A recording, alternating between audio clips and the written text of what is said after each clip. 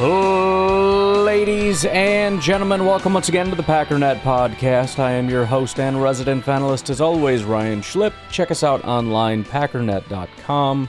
Find me on Twitter, pack_data.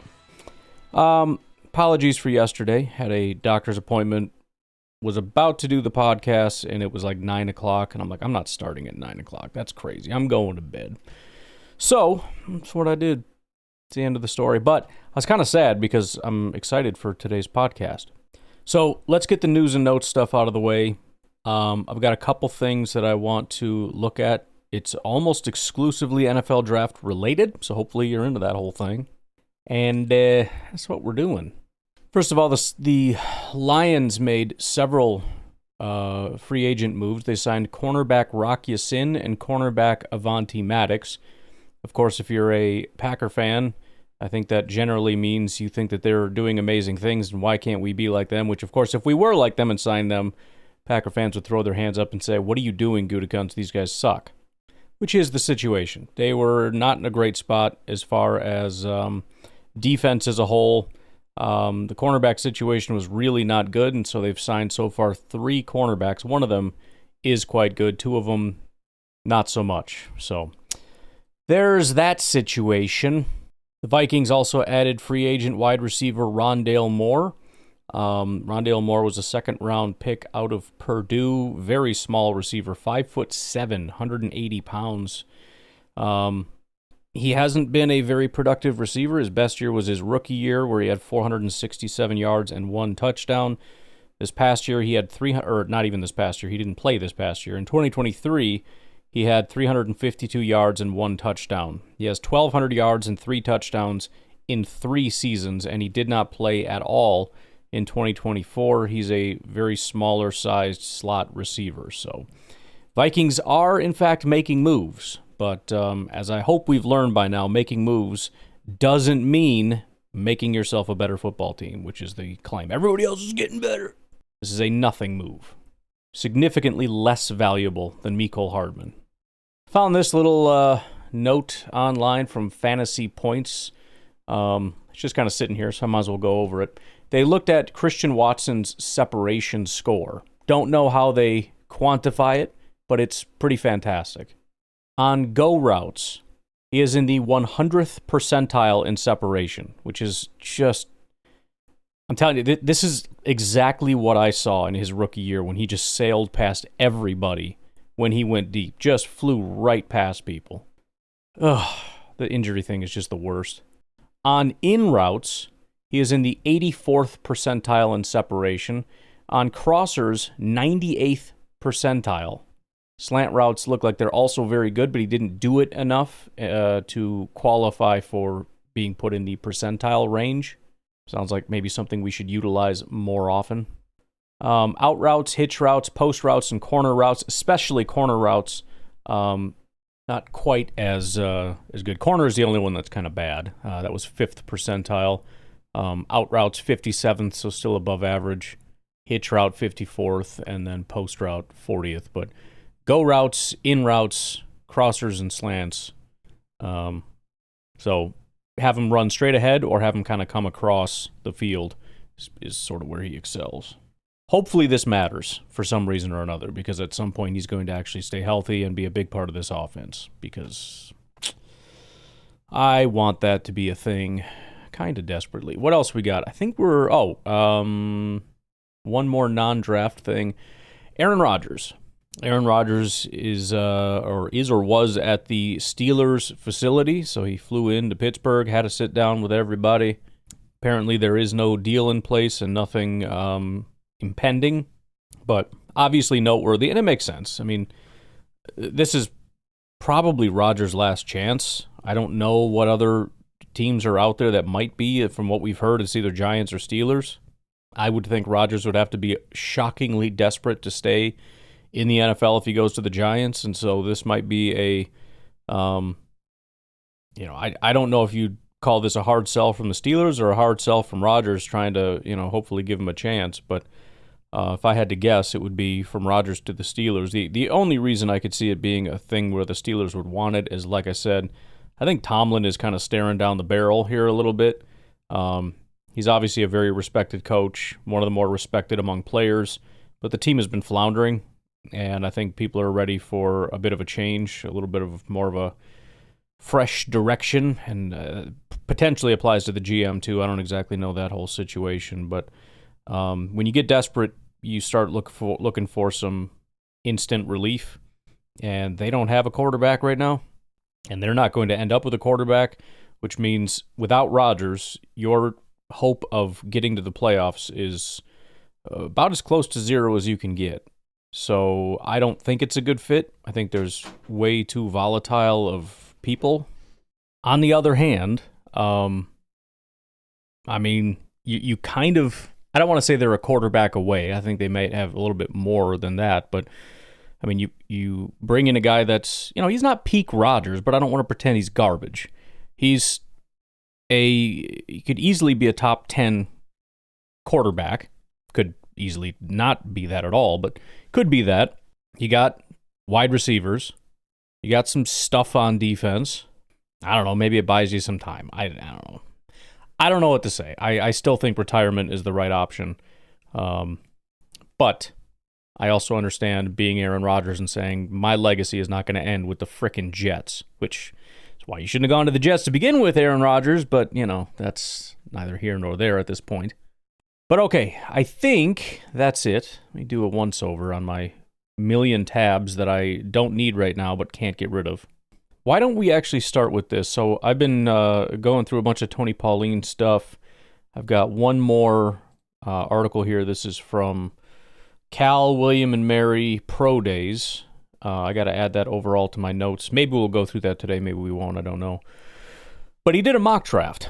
Here's what I like about Tony Pauline. Tony Pauline is similar to, I shouldn't have even said it because I'm never going to remember the guy's name, but former Packers writer, insider, not the most liked guy, but definitely very well respected in the industry. Doesn't matter. He is a what I've heard guy more than a, here's my scouting acumen, blah, blah, blah. He does do that. I think he's, whatever, but he's a guy that is got a lot of relationships in the industry, and so he's a what I've heard guy, and they're my favorite. He did a mock draft, and I want to go through a couple things. We don't necessarily need to go through the whole thing, but I want to go through a couple things because there's a couple what I've heard type things in this mock draft. The first pick I don't fully understand. It's Tennessee Titans select Cam Ward. He says Tennessee will work to move this selection, possibly to the Giants or Raiders. Okay, it's weird. And then he says, as I reported from the Combine, they like Ward and need a quarterback.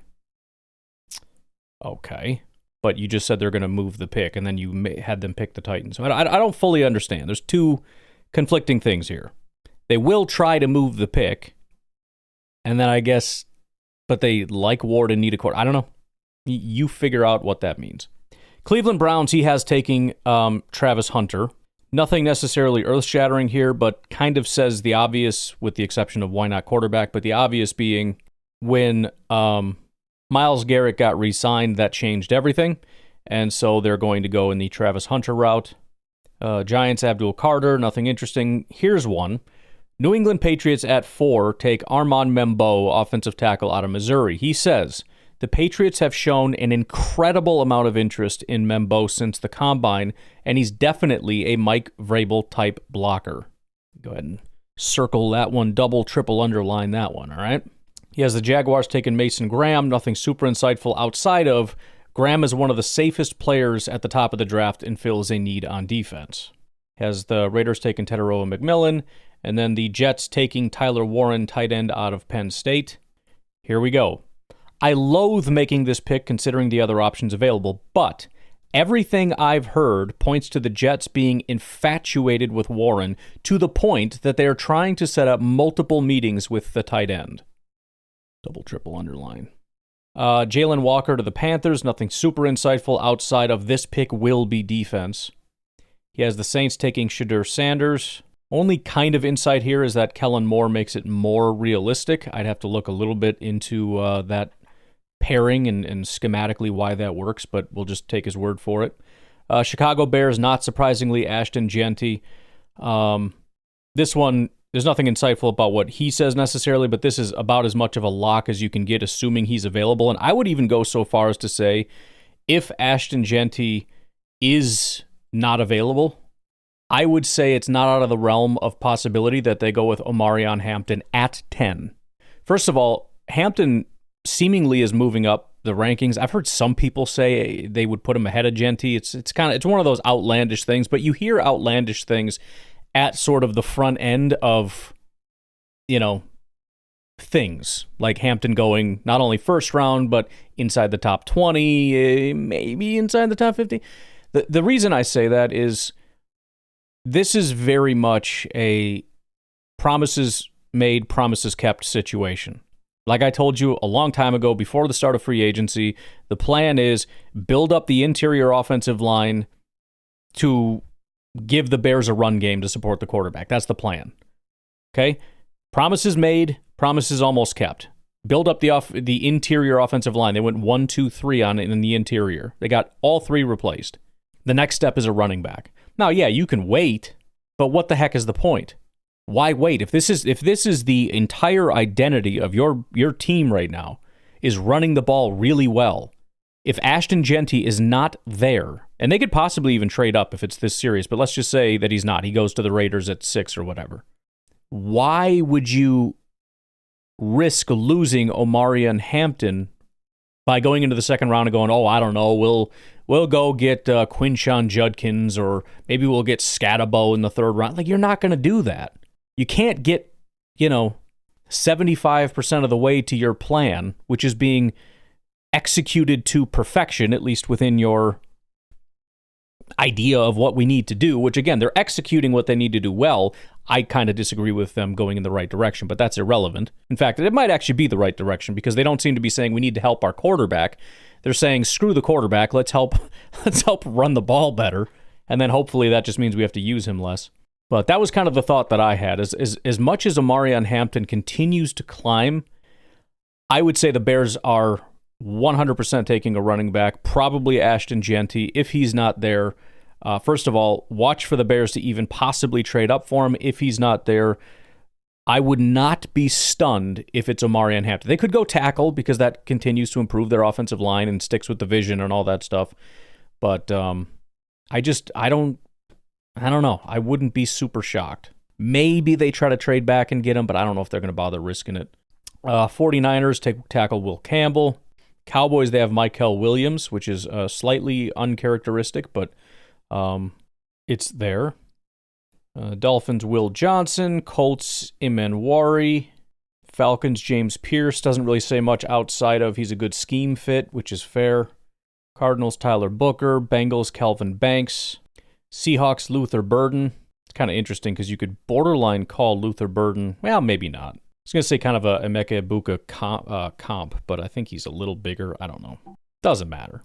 Got to keep an eye on his pro day. He's saying that he could dip below the 4.4 seconds. So that's something people are kind of keeping an eye on. In fact, there's several pro days because of what I want to do in a little bit here. I want to see some of these 40 times. Bucks, Jihad Campbell.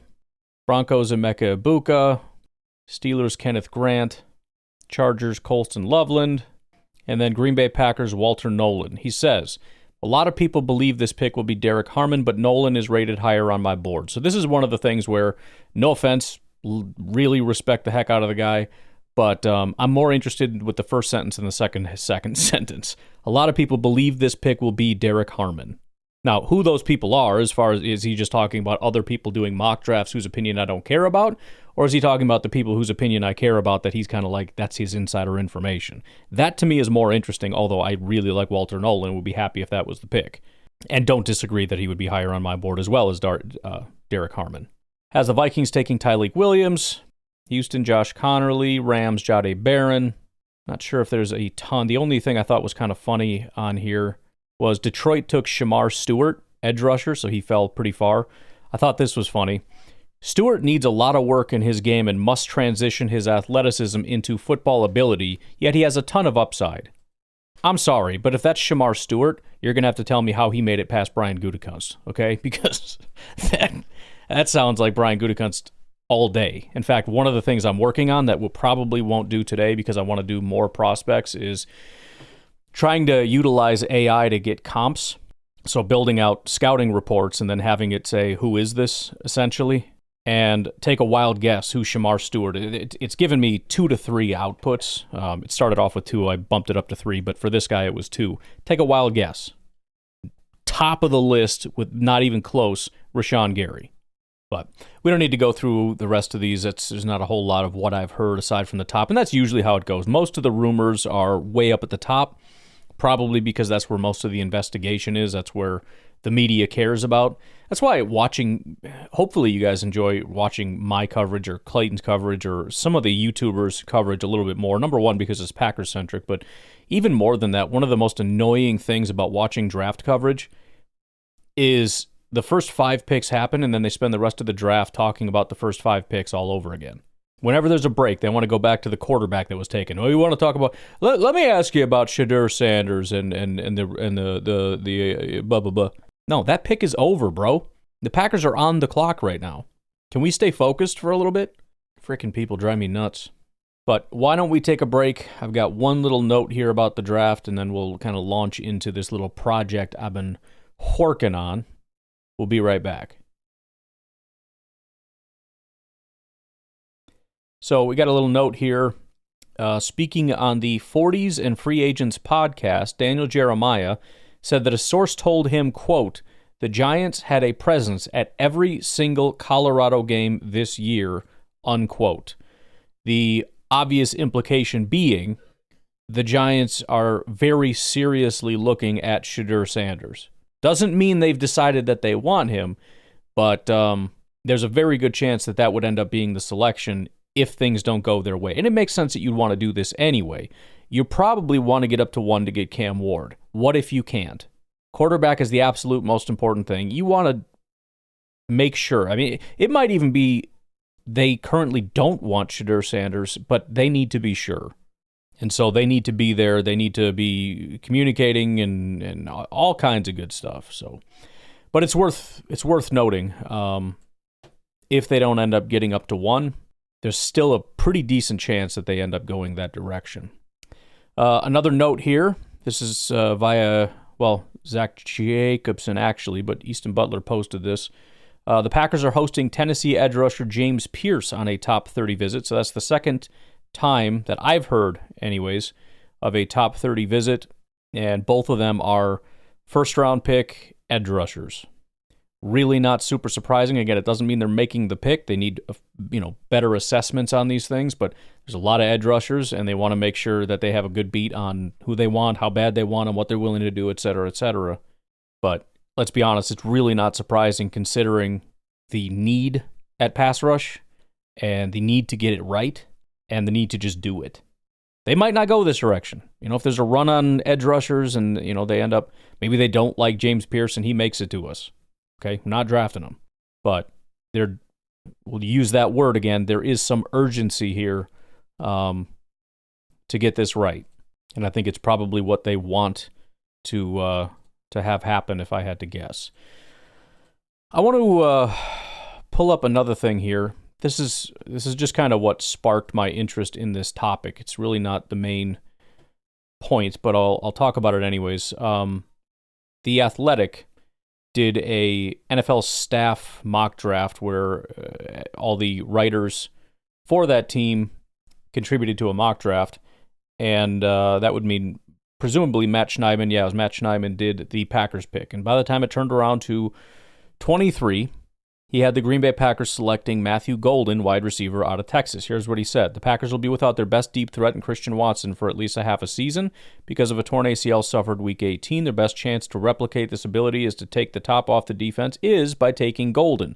The speedster from Texas, whose stature may not scream wide receiver 1, but whose skill set can give the Packers an explosive option in their passing game that it desperately needs.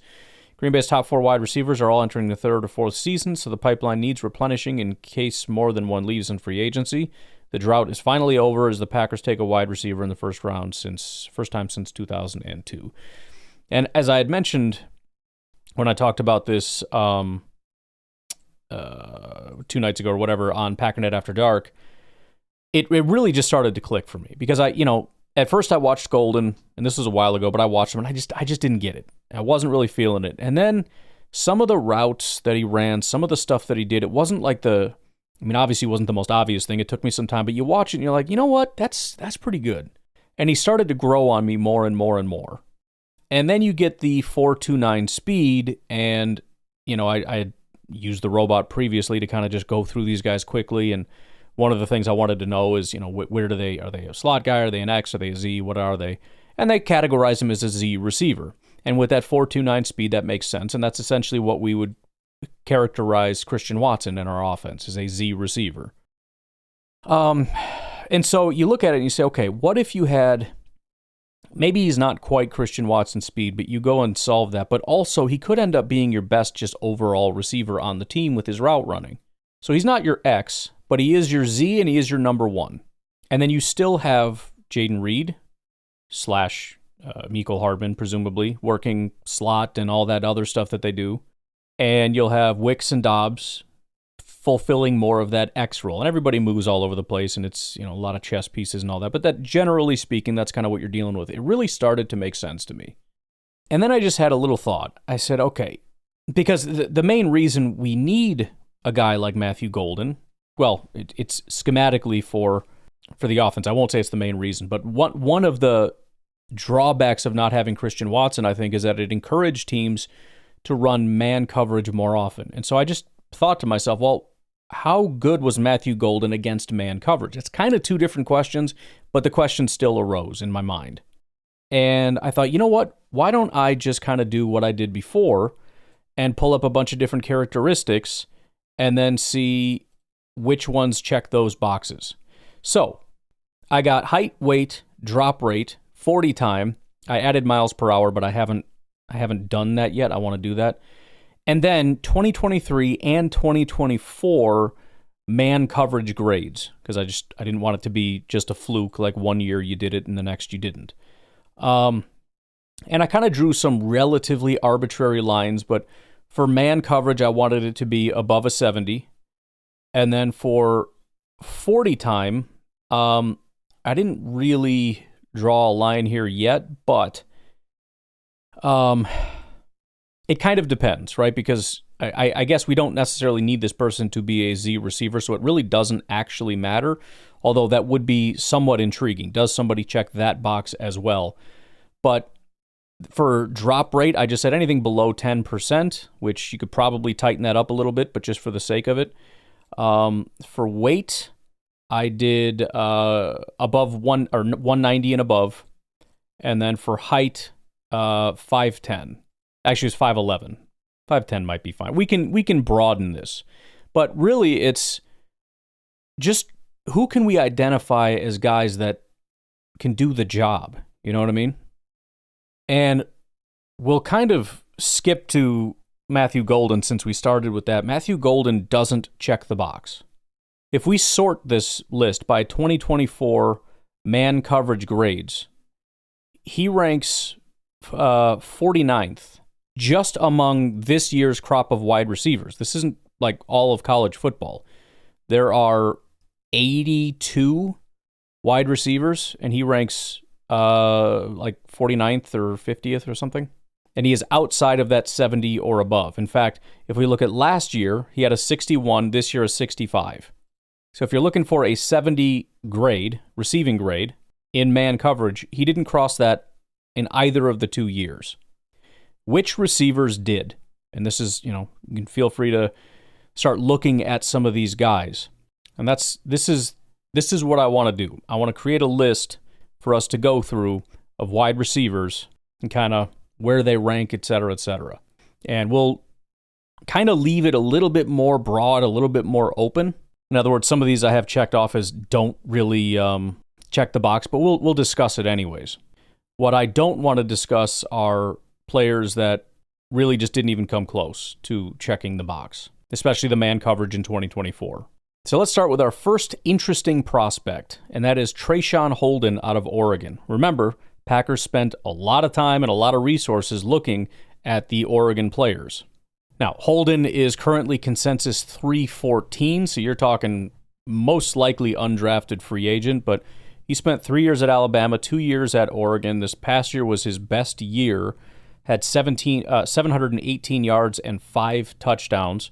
He is 6'2", 205 pounds, 6.3% drop rate, which is not bad at all. Ran a 4.57 is probably what's dropping him the most. But I mean, if you're telling me this guy's an undrafted free agent, currently consensus 314, I'm all about checking this guy out. I do think the 40 time is going to freak some people out, but again, 6'2", 205, 2 straight years of being solid in man coverage, good hands, would cost us little to nothing. Next is Ricky White, wide receiver out of UNLV. This one's a little bit more of a stretch for a couple reasons. The man coverage grades are great, 84 and then 71. 8.2% drop rate is a little bit high, but it's whatever, and he's 6'1". So those are the good points. The bad news is the dude is 184 pounds and ran a 4.61. That's not good. So investigate that if you want, but probably not going to be a thing. You can't be 184 pounds and run a 4.61 in my book. Somebody kind of similar, but a little bit more intriguing would be Demir Miller. And actually the Packers are probably a little bit more interested in him because the hands suck. The guy has drop issues for sure. 14.5% drop rate. However, it was a pretty fluky year. It was actually a down year. It was his first year at Rutgers, so I don't know what exactly happened there.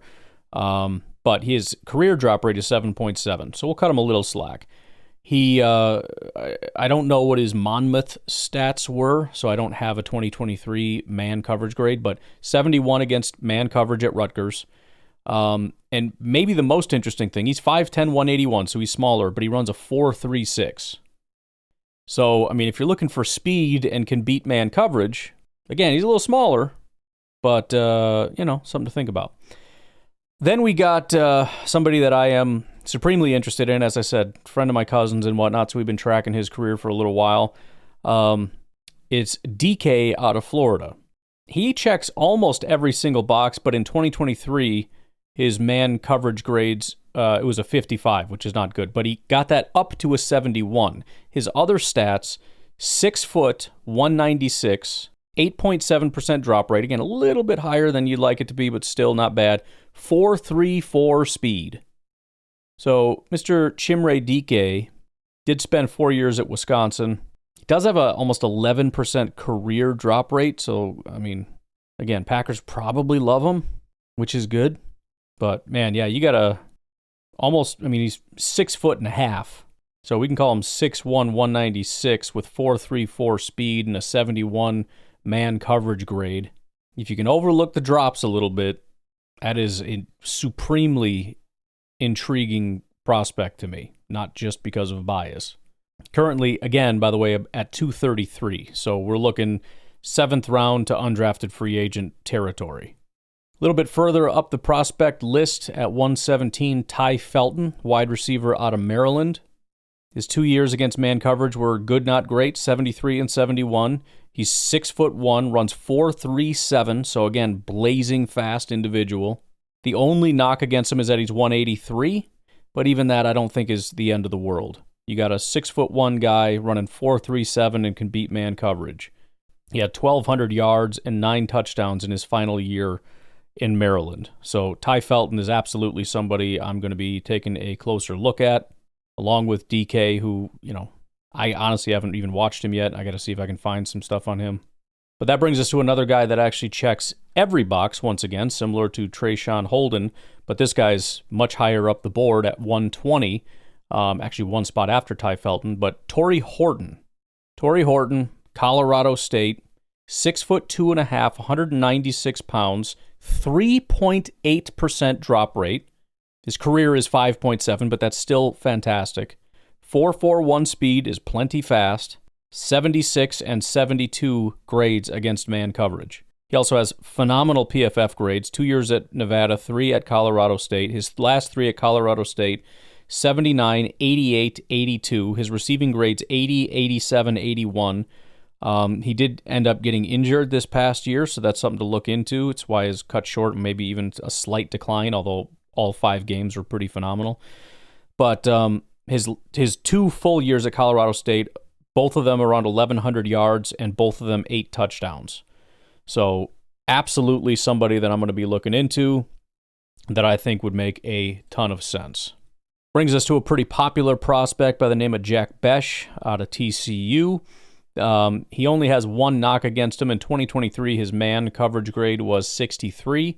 That did get up to a 72, so we'll give him the benefit of the doubt on that. In fact, he exploded this past year. He had a 63 PFF grade that went up to an 83. 63 receiving grade went up to an 83. His career drop rate is 2.9%. So he does not drop the ball. He also has a 62% contested catch rate, so the guy's got phenomenal hands. But 6'1", 214 pounds, big dude. Again, strong hands. I don't know, has TCU had their pro day yet? So Bech did not run a 40 at the combine, and he did not take part in the joint pro day that took place that TCU was a part of. So, looks like he's kind of expected to be more of a 4.55 guy, which is not the greatest, but everything else is pretty fantastic. So, all right, why don't we take our final break? We'll come back, go through the rest of this. I don't know if we're going to touch on every single prospect, but we'll touch on the major ones here. We'll take a break. We'll be right back. Another prospect to keep an eye on, currently consensus 164, is Caden Prather out of Maryland. He is a really big, really sure-handed receiver, which in and of itself is really exciting. 6'3", 204, 1.8% drop rate. Now, that is pretty fluky because he actually has an 8% drop rate in his career. In fact, his lowest was 10.3%. So I don't know how he pulled that off. But go ahead and do your own investigation. Runs a 4.46, which is perfectly adequate. The only knock was a 64 man grade in 2023, but he got it up to a 73. Next, Jalen Noel, pretty well-known prospect, potential second-round pick here out of Iowa State. Spent a decent amount of time talking about him. He checks almost every single box. The only thing he doesn't is that he's 5'10". So, if that's not a big deal, then 5'10", 194, 4.8% drop rate is very low. 7.2 as a career, though. 4.39 speed is blazing fast. He had a 73 grade against man coverage in 2024, but an 88 grade the previous year in 2023. So the last 2 years at Iowa State, he's been very, very good. He's demonstrated his ability to beat man coverage. I think the biggest thing is that he's generally seen as a slot receiver, but does he check all the boxes? Yes, he does. Skipping quite a few that are way down the list, but we'll look at this guy, currently consensus 231, so probably 7th round range out of UCF, Kobe Hudson.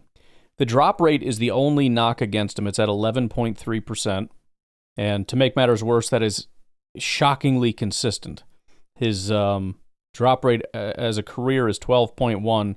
Over the years, it's 12.5, 13.7, and then 11.6, 11.8, and 11.3. So the drop issues are very real, and I wouldn't really expect this to just get fixed coming into the NFL. Also, Packers probably love him. Outside of that, though, 72 and 77, his man coverage grades, and he is almost 6'1", 193. So, again, if you can get over the drops, he's a potential 7th round undrafted free agent player that can, again, beat man coverage. Do not know his 40 time, though. That would be kind of a pretty big difference maker. If he ends up running slower, I don't know that would be super appealing. Then you got one of my favorite guys, Alec Ayomanor out of Stanford.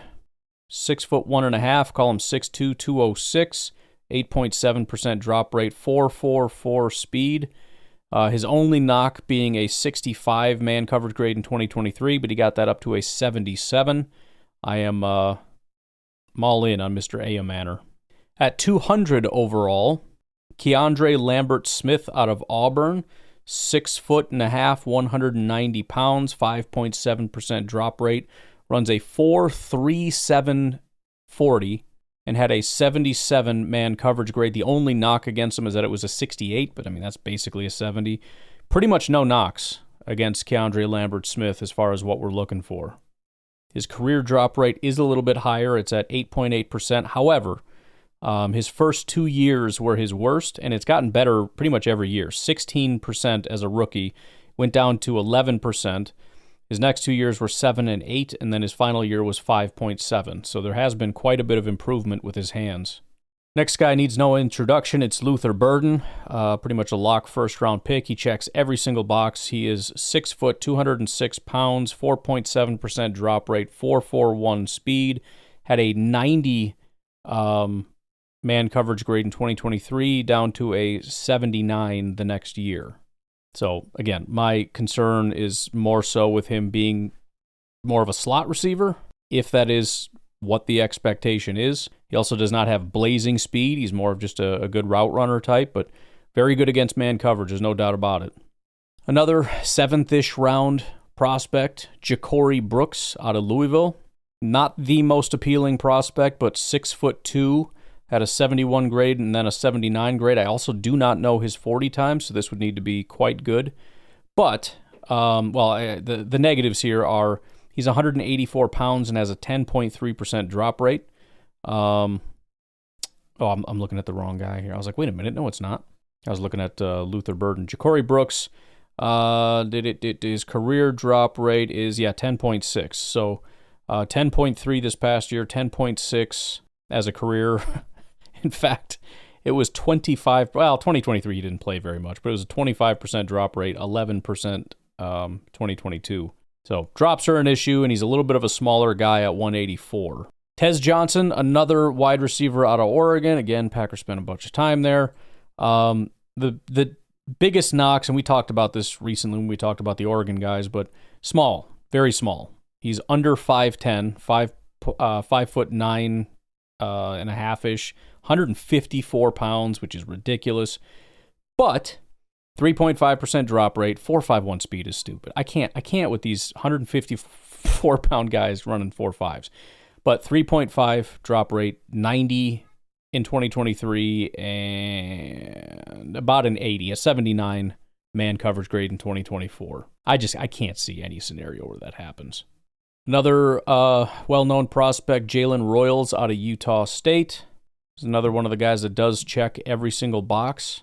He is 6 foot, 205, 5.2% drop rate, 4.42 speed, 75 grade in 2023, and an 80 grade in 2024. So Jalen Royals definitely an intriguing prospect.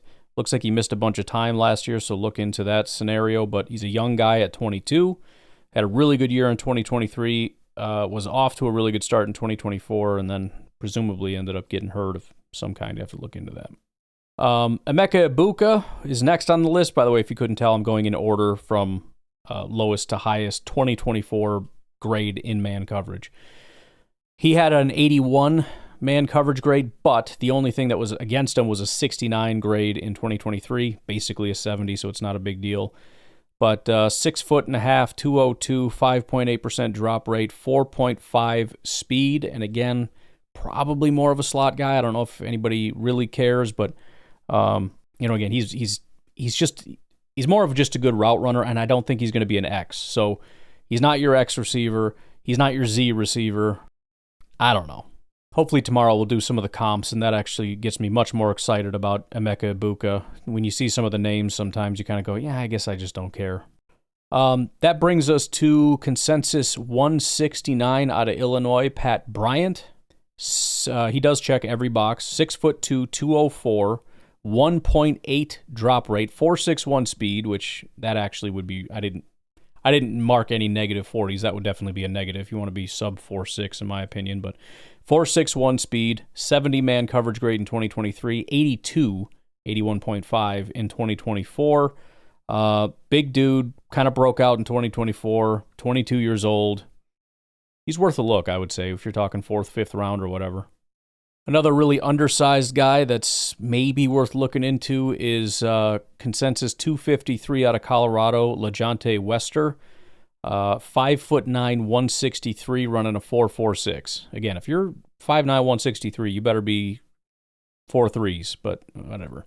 3.9% drop rate, 90 man coverage grade in 2023, and 82 in 2024. So smaller guy, not super fast, but he dominates in man coverage.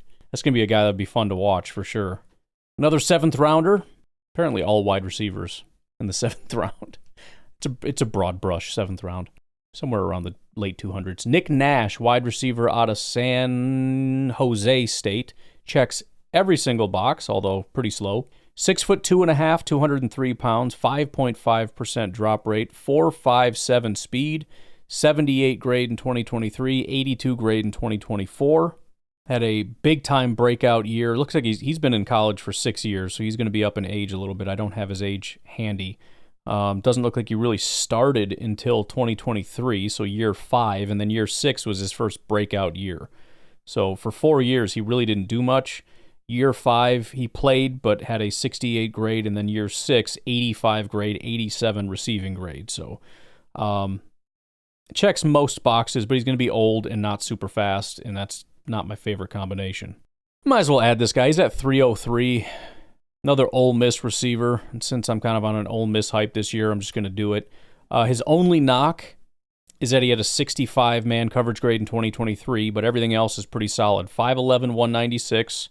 Not the biggest guy, but 3.9% drop rate, 4.37 speed, and had an 84 man coverage grade this past year. So, heck yeah, I'm going to be checking that guy out. Moving back up the board a little bit as we get into our final 6 prospects. Xavier Restrepo out of Miami, currently on consensus board at 87. The only box he doesn't check is that he's a little under 5'10", although it's close. He's 5'9.7", but he's a big dude. He's 209 pounds, 2.8% drop rate. I don't have his 40 time, but 82 man coverage grade and 88 the next year, 87.6. And real solid in coverage in college. He spent 5 years there. Didn't really start until year 4, but his grades his last 2 years where he did start 87 and 82. His receiving grades 89 and 83. His drop grades 83 and 89. His career drop rate is 4.3. This guy doesn't drop a frickin' thing. I think the big thing is going to be the pro day. It looks like it's scheduled for March 24th. So in a couple days, if Xavier Restrepo is, as long as he's not slow, I'm going to be excited. It looks like he's expected to be around the 4.45 mark. I would be more than fine with that because, like I said, he absolutely checks all the boxes. Although 5.9.7 or whatever is a little bit short, but don't think I care. And then we get into one of the more popular prospects for the Packers and Packer fans, and for real good reason. Jaden Higgins out of Iowa State does check every box and almost all with flying colors, with the exception of 40 time, which is not bad. 6'4", 214 pounds, 2.2% drop rate. Freaking monster that doesn't drop passes. His career drop rate is 3%, and that's with his rookie year having a 9.4% drop rate. He struggled as a rookie. After that, it was 1.7, 1.9, 2.2. He's got phenomenal hands. His man coverage grade in 2023 was a 75. This past year was an 87.8. So, again, 4.47 isn't blazing fast, but that is NFL wide receiver speed, and he is a monster that does not drop passes and dominates in man coverage, probably because you can't press this dude up. So, regardless of the tape, which does need to be looked at, it's hard to not get excited about Jaden Higgins as a potential X-receiver for the Green Bay Packers. This guy's an undrafted free agent, but because he's so high up the list, I can't not talk about him. Let me actually just pull up his PFF real quick. Did he not play? No, he did. So there's a couple remarkable things here. He is currently consensus 349. He is moving up slowly. Out of Florida, another Florida guy, Elijah Badger. Elijah Badger is 6'1", 200 pounds, which is great. He runs a 4.43, which is pretty quick. His drop rate is a 0. He didn't drop a pass. His career drop rate is 4.2, so it's extremely low, but it was the first 0 drop rate I saw, and had a 76 man coverage grade in 2023 and an 88.5 in 2024, fourth highest of all the current prospects in 2025. So Elijah Badger is super interesting, and just based on this information, unless there's something I'm missing, and the fact that he was actually very good at Arizona State and very good at Florida, where he had 800 yards, 4 touchdowns, 79 grade, 82 receiving grade, 91 drop grade. Again, he's 6'1", 200 pounds. Like, I don't see the negative here to make him undraftable. I don't know what I'm missing.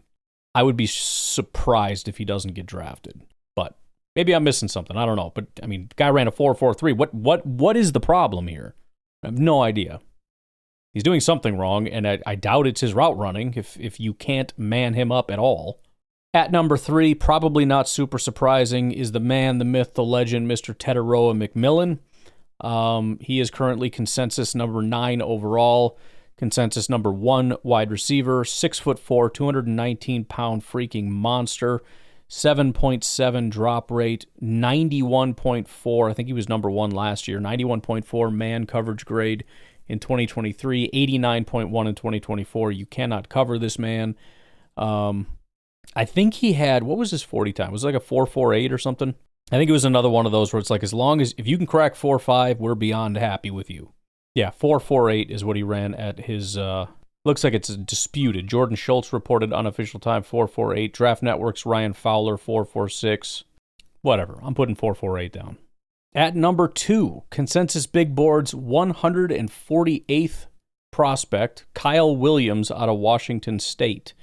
Only knock against him is his size, although he is nearly at 5'11". He's 5'10 and a half, 190 pounds, 4.4 speed, 6.7% drop rate, 71 man coverage grade in 2023, and an 89.8 grade in 2024. So nothing massively impressive about the guy. The height, weight, speed is not fantastic. It's all adequate to subpar.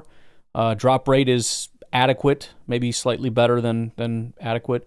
But man coverage was fantastic, especially this past year. And that brings us to the number 1 prospect, and I'm wondering if any of you could take a guess. Let me give you a hint. Makes me happy. Very happy. Any guesses? Somebody we haven't talked about yet? Might be somebody that I like and pretty good and all that stuff. At 57 overall in the Consensus Big Board, Trey Harris out of Ole Miss. 6'2", 205 pounds, 7.7% drop rate, 4.54 speed, which is not super fast, but I don't care because I will die on the hill that the guy has got deep speed.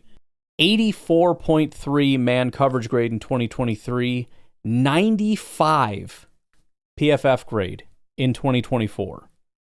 Very similar, I would say, to somebody like, where's he at here? Jaden Higgins. Big dude that good luck trying to press this guy up. Maybe Jaden Higgins is the better option. He's faster, he's bigger, he's got better hands. Maybe that's the takeaway here. But maybe also, I don't freaking care, and I like Trey Harris, all right? His PFF grades are phenomenal, by the way. 3 years at Louisiana Tech, 2 years at Ole Miss. His first year he didn't really play. Starting with his second year, 78, then 78. Then he goes to Ole Miss and gets an 88.5 grade and then 89.7 PFF grade. His receiving grades are 78, 81, 89, and 89. His last year there, he had a 1,030 yards, 7 touchdowns, 17.2 yards per reception. And actually, 1, 2, 3, 4, 5, 6, 7. He played 8 games. 1,030 yards and 7 touchdowns in 8 games. In fact, 5 of his 8 games, he had over 100 yards, one of them over 200 yards. So, it's my dude.